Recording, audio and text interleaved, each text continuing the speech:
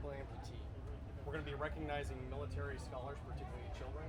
And I think it's absolutely appropriate, just as I did in Dover, and when we helped bury them here, to recognize and honor the families. Let's never walk away from that. And I hope this doesn't become a political issue.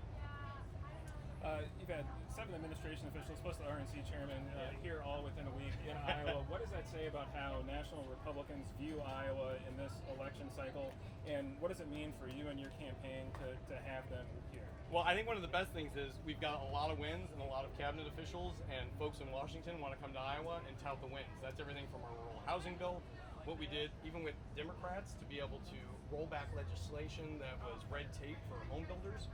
We also did work to make sure that we were taking care of Iowa National Guardsmen. Everything from getting a new potential fighter wing here in Iowa to making sure for the first time ever, Guard and Reservists had family medical leave act.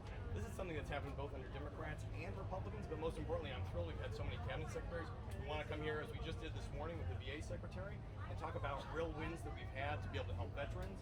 We had the small business administrator who just came here to talk about what we've done for 35,000 small Iowa businesses and 87,000 family farms. But most importantly, I think they just want to hear the same stories that I've been touting in Washington. When you talk to an Iowan, they tell you how they invest their hard-earned money. When you talk to an Iowan, they tell you what they need to be able to help drive down the cost. When you talk to an Iowan, they say, hey, help us buy our first home. Let's start to an American dream. We're delivering on that, and they're seeing the success stories. We've got time for 2 more. Hey, Amanda. Hi. I just have a question. I'm sorry. Sorry. Yeah. I wanted to ask you about the war in Iran. I know you have said that you support the U.S. objective, but you're also opposed to a forever war. Yeah, that's right. At what point do you think this conflict goes on too long or has gone too far? What's that line? Let's be very clear about this. I'm a combat veteran. I've served in both Afghanistan and Iraq. I've flown more operations over the Persian Gulf than I care to remember. And here's the reality. I never want to see Iran have a nuclear weapon. I never want to see the #1 sponsor of terrorism being able to threaten the United States or take more U.S. lives, including our own soldiers. And I never want to see Iran trying to threaten the rest of the world by what they're doing in the Strait of Hormuz. Those are 3 things that I think all Americans agree on.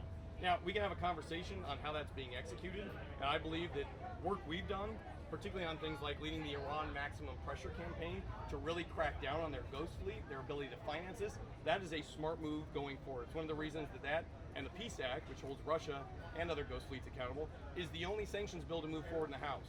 That's our bill. These are logical solutions to really hard problems. But let's also recognize this. Simply walking away or candidly doing what too many Democrats have said is just giving up, that's not a solution either. That simply pays it down the road for the next deployment to have to deal with. Let's deal with this now and let's get it done. As fertilizer prices or fuel prices remain high, does that impact your races, people in your district, maybe feel extra pressure? Look, I think here's the priority on this. I just had the Secretary of Treasurer here, and we talked with Belin about this. I want to make sure that we can drive down the cost of fertilizer. He's talking about setting up a humanitarian corridor, because it's not just the U.S. that needs fertilizer, it's the whole world. And we're going to have a mass famine situation with the Ayatollah and the IRGC. Not the Iranian people, the IRGC keep doing this. So let's put pressure where pressure needs to be put on the people who would starve half the planet. The other part, which we just mentioned out here, I think America's got to be more energy independent. We've got to be more fertilizer independent. And that starts with something that we've led. It's called, the Defense Production Act. Getting those key resources built here in America, developed here in America, refined here in America. Those 3 things we've already seen just in the last 18 months alone be a huge success. I think we've got a pathway here on fuel. I think that's how we're going to be able to tackle, the long-term situation of people who would hold the entire world hostage so they can stay in power, like Iran. We've got time for one more. Republican chairman said out here a couple days ago that Iowa farmers are patient when it comes to tariffs. We understand there's some short-term pain. Do you agree with his assessment of that in terms of what you're hearing from farmers? I think Iowa farmers are patient, but they're also rightfully upset. And that's one of the reasons that we have led the charge. Look, for the last 4 years under the Biden administration, we went from a $50 billion trade deficit, particularly in ag. We've been able to climb out of that hole, and now we're back to parity. I personally led a trade delegation to Taiwan where they had 95% tariff on things like corn, soybeans, hogs. Not only did we get them to take that to nearly 0, but now they're selling things here in the United States. But if you look at the price of corn when Trump was inaugurated versus the price of corn today, there's a delta in that. There is. I think there's also a delta in the gasoline price.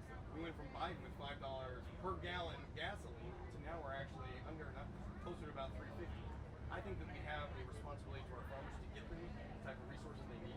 That's exactly why we passed $66 billion to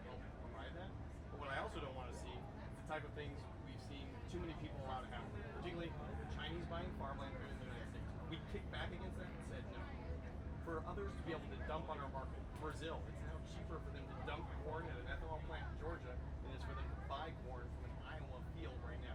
We said this. And we push forward on other acts that I think really help drive up not only the security of the agriculture we produce, the Plant Act being a perfect example, but we heard from farmers right now, they want to make sure that they can have this for generations to come, not a one-time, money spin that's a sugar high that evaporates next year. You know political talent. Do you think Hegseth has some political talent down the road if he were to move into politics? We've got a suite of individuals who have done phenomenal. We've had the vice president here. We have the president here. We've got Hegseth here today. I could talk about the merits of each one of these guys. Here's what I know. Iowa is the proving ground for the next president. If you're a Republican, I don't know where the Democrats are going to do theirs. And this is a great opportunity. Come to Iowa. If you like our gold standard, that's more than just the corn we grow. We do very well as president. Great. That's all we have time for. Thank you very much. Thank you guys. Appreciate it.